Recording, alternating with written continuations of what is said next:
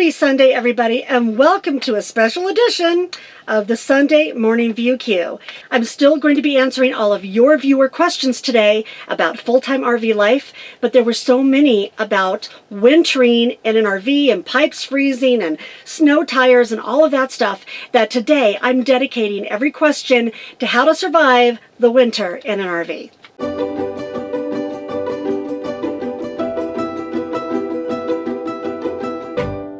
Hey everybody, it's Robin with Creativity RV. Thanks again for coming by to check out the Sunday Morning View Queue.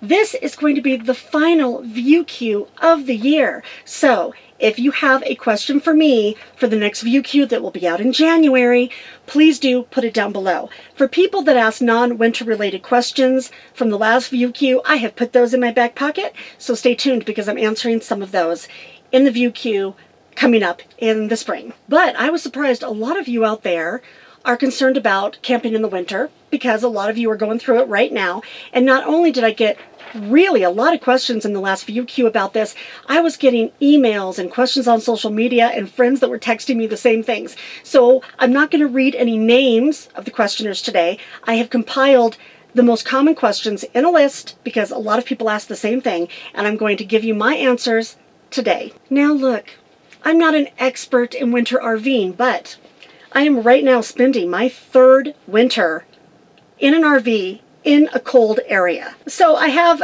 learned a few things, but I really would love it if you guys would comment below. Any tips and tricks that you have for the rest of the CRV community, please do put them down below because you guys have great advice for everybody else and I learn from you as well. So these are the things that I was asked about most often. The first one, and a really big one, is how do you keep your pipes from freezing? I was so concerned about this when I first started, and I'm still concerned about it. I'm very careful because you do hear horror stories about people who had burst pipes, and it can be very expensive. It can flood the inside of your RV. But I found that there are some really simple strategies to make sure that it's not a problem. There are people that winter in RV parks who have a really complicated setup, at least to me, where they buy the expensive skirt that goes around the outside of the RV so cold air doesn't get down below the RV, and they have insulated hoses and stuff so that they can continue to get their water and dump their tanks and all of that stuff. I have not done that because, like I said in my last View Queue, I promised my family that I would spend Thanksgiving to Christmas with them every year, which I do, and which I am right now. I'm nearby my family in the Rocky Mountains. But I don't want to have that set up for myself personally because I am only here for a short amount of time. If I winterize my rig and then I have to drive somewhere just a few days later, I have to unwinterize it and then re-winterize it. And so I came up with some strategies for myself that work. So let's talk about the pipes. Pipes freezing in your RV is similar to pipes freezing in a house. Some of the pipes in the RV are more exposed depending on what kind of insulation you have underneath your rig if you're in an RV, and if the pipes are inside or outside of the bottom of your rig. Some RVs have pipes that are literally above the floor inside the RV, and some have pipes that are underneath the floor, and they'll spray insulation over them, but they are more susceptible to the cold. So just know what kind of pipes you have. And then just know sometimes the pipes can freeze, but that doesn't mean they're going to burst. The problem, just like in a house, is if the pipes burst. Now, I never want my pipes even to freeze because I do not want to risk them bursting. So there are some things that you can do. Of course, if you're inside your RV and you just have a heat source like a little buddy heater, or you're running your furnace inside, just remember that that warmth is going to be seeping out towards your pipes. That may not be enough if there's a super hard freeze. So what I look at is how long it's going to be freezing outside. If it's only for 2 or 3 hours, that's not really a hard freeze. The heat from inside your rig probably will take care of that. But the place where most people have a problem is at the joints of their pipes or the outside, like think about where you hook in your water, right? Like in an outside compartment. So you might not get the heat that you need out there.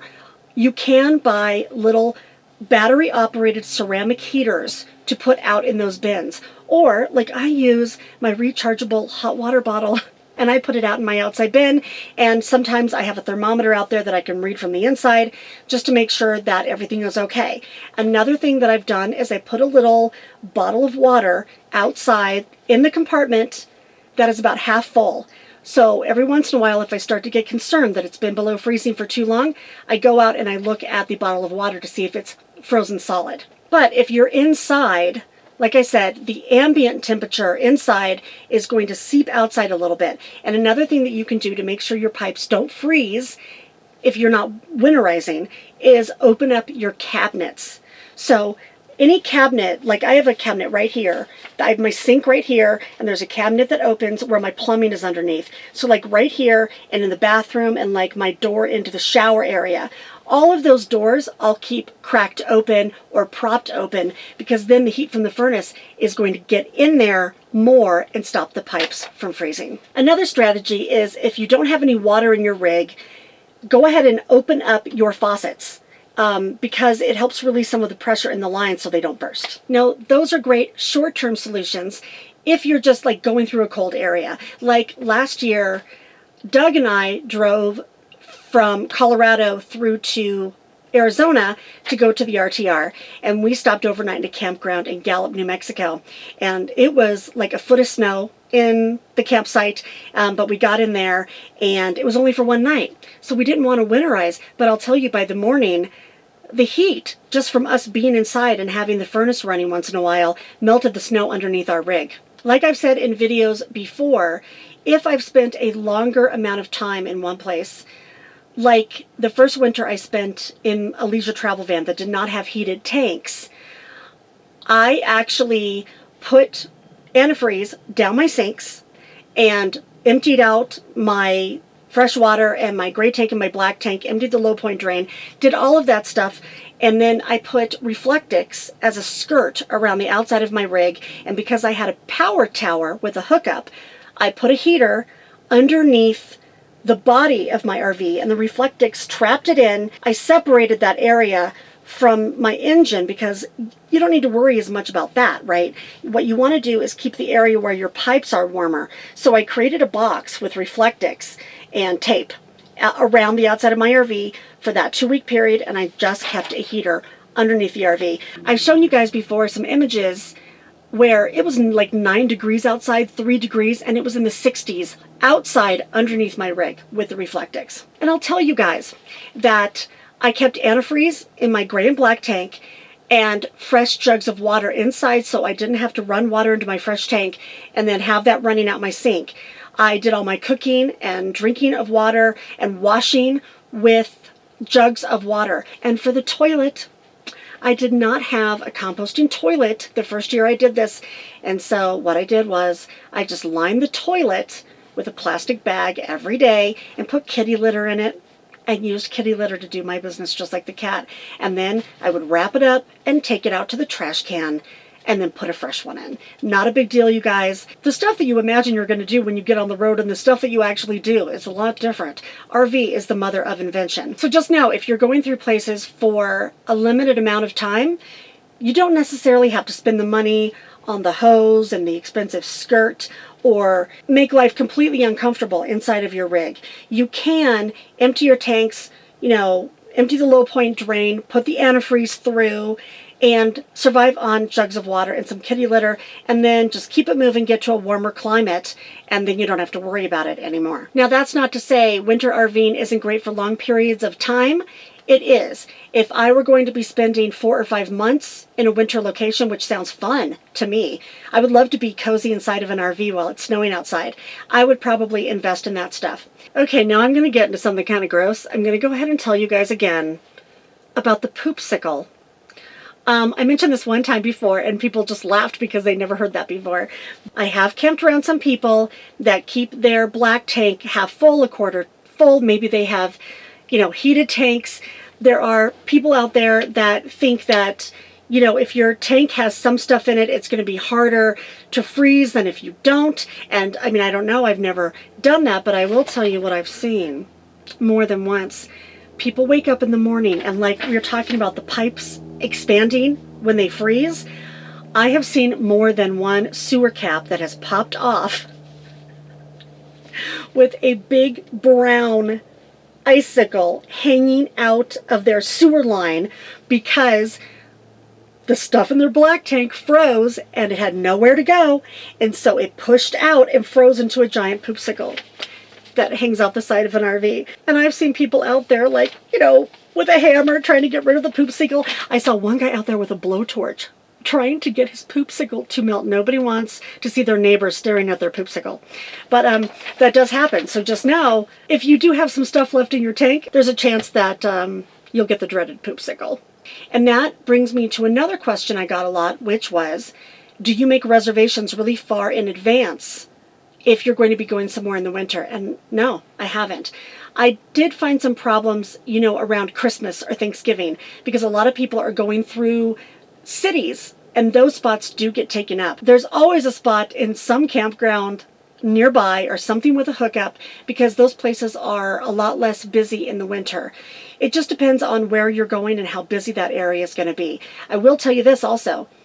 I discovered that after a certain date, usually late September, a lot of the national forest campgrounds are free because nobody goes there. So the rangers don't go and pick up the money. And I have called the ranger stations to ask if people could still camp there. Every once in a while, if it's a location where they don't want people in the winter, they do put a chain up front. You can call in advance and ask. Otherwise, I've been told you can still camp there. There's no fee, but just know there's going to be nobody there coming to check on you. So make sure that you are prepared to be there if a bad storm hits or if you have a medical emergency or something like that, because nobody's going to be checking on you like they would during the regular season. To that end, I'll tell you, if you're camping somewhere cold, like I have to know that weather changes really quickly. If you are from another state that doesn't have snow, like Colorado, where I'm from, you don't understand how quickly it can change. I was literally camping this year, like, I don't know, 2 or 3 weeks ago in a spot that I thought was going to be great for a while. And it looked great, and then all of a sudden I was looking at the weather report for the next day, and snow was coming with 42-mile-an-hour winds. And I was like, bye. 25, 30 miles an hour in an RV, I mean, you feel it. And the other thing is, if it got really bad, and I was in this boondocking spot, which was, up a bad road, it had a signal, but you never know, the weather can make your cell towers go out. I didn't feel comfortable in that kind of weather, being solo out in a spot like that. So you do have to keep an eye on the weather. Because, I mean, look at me. I am in the Rocky Mountains right now in the winter, and it's like in the high 60s today. And then it's going to be in the 70s, and then it's going back to freezing, which is another reason I never like to, winterize permanently, because I don't want to have to do it and redo it and undo it. But I'll tell you, I check the weather reports really frequently, and I am sharing my location with different people. Go back in my playlist if you haven't seen that, please, because I show you guys how to share your location on Google Maps for free with anyone you want to. You can do it and then undo it. Do it for a small period of time or indefinitely. That's important if you're going to be out in some winter weather, particularly by yourself. You want to make sure that you have a way to reach people, like with a cell phone, or you have an emergency beacon. If the weather changes and you get trapped for a few days and nobody can get to you, you have to be able to survive that yourself if you're planning to boondock in the winter. The next question I got was if I have snow tires. I got a lot of people that ask me this. I don't. There are some mountain passes that require snow tires or chains. And when I leave the Rocky Mountains and head south towards like Arizona, Nevada, California, that area, I am always checking what the requirements are on the mountain passes, because I have to go over a mountain pass to get there. There's no way around it. So I do check that. But to me, it's not worth it to go to that expense and that trouble on one day that I'm going over, because I can choose my own schedule and I choose not to go when that's required. You just have to be careful about the traffic and maybe black ice, and just know that the tires are pretty good on these things. But being from Colorado, I can tell you that a lot of people just haul butt in SUVs because they think that because they're heavy, they're good on the snow. They are. And I'm telling you, an RV is good in the snow, but nothing can be good on the ice if your tires lock up. So if you're not from Colorado or some other place where there are lots of hills and snow and ice, I'll tell you this. don't slam your foot on the brakes. You got to pump the brakes, because when they lock up, that becomes the problem. And I'll tell you this, CDOT is your friend when you're traveling in an RV in winter. That's the Department of Transportation. Here in Colorado, it's CDOT. There's going to be one for every state that you go through. They have live webcams of the passes and the roads, and they're going to tell you if it's plowed and how safe it is to be driving there. And so just keep an eye on that, and you'll find your window to go. I had a few people ask me if I decorate for the winter. Well, no, because my mom, hi Mom, decorates enough for all of us put together. But I do have, you know, my little solar lights in the back because I like little lights. But I did just buy these. They are battery powered little lights that I got at the grocery store. They were $7, and I'm actually pretty excited to put these up, but I haven't yet. I do know people that winter for longer periods of time that do go all out with winter decorations, outside and in. And so if you have the room and storage to put that stuff there, and you're going to be in a space long enough to enjoy it, then I say do it. I don't have the room to store a tree in here, but I thought I might have room for a little pack of lights. And finally, you guys, I'm going to give you some tips for how to stay warm if you're RVing in winter weather, whether it's for one day or a few days.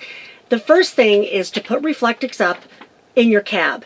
It is amazing how much cold or heat comes in through a windshield and the side windows. So put your Reflectix up there, and then put up a blackout curtain that separates your living area from your cab. It is amazing. I actually did a test once, I think for a blog post or a video, of what the difference was in the temperature between the chairs up front and the living room because of a blackout curtain, and it was 17 degrees different on average. The blackout curtain makes a huge difference in keeping heat in back here. The next thing is that, you know, feel around near the floor for little air drafts. All rigs have them. The newer ones might be a little bit better insulated, but we're all going to have little gaps, like, you know, maybe in the rubber around the windows or something like that. If you have an area where a lot of cold air is coming in, you know, put your blind down over it. I have put my blinds down before and taped them to the wall because I had a draft coming in through a window. Or if you have a draft up on the floor, put a rug there, or, you know, stuff some clothes or some linens into that gap. Another thing is to have rugs on the floor.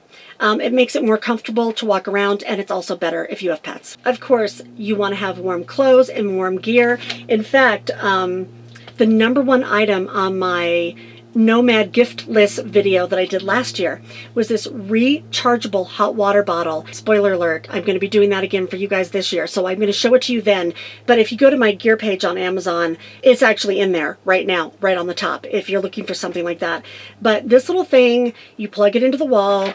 It's about this big, and it's not water. They call it a rechargeable water bottle, but it's filled with gel. In about 15 minutes, plugged into an AC port, it warms up and it stays warm for 6 hours. So it's great, like on your neck. I lent it to a tent camper once. I would warm it up for her, and she put it in her sleeping bag, and it kept her sleeping bag warm all night long.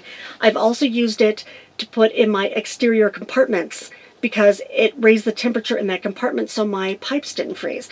You can also get a little buddy heater, which is run off propane. Now, I know some people don't like having propane inside. You have to crack a window, but there are solutions out there. It is really amazing how quickly a small space will heat up. It's a concern, of course, to be safe in the winter and also to make sure that your rig stays okay. But once you just do these few things, they're no big deal. You can really enjoy RVing in the winter. I love being in here when the snow is falling outside, except for when you're in a bomb cyclone like I was last year.